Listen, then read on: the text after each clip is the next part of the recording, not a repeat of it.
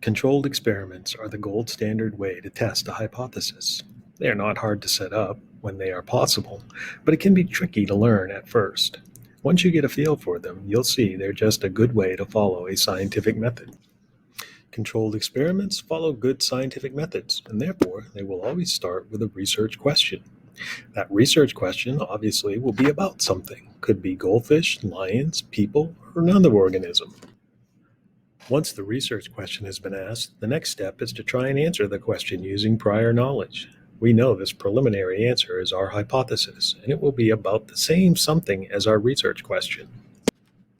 And so, whatever that something is will become your research subjects. To do a control experiment, the first thing you do is divide your research subjects into two equal groups.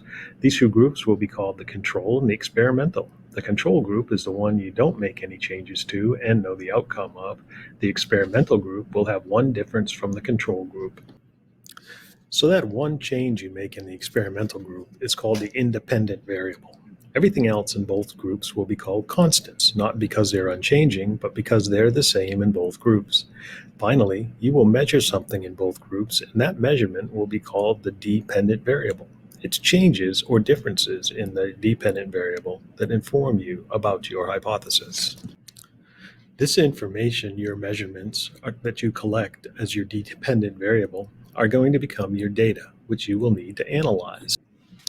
To analyze your data, you'll most often use a column or bar graph, showing the average of your multiple data points.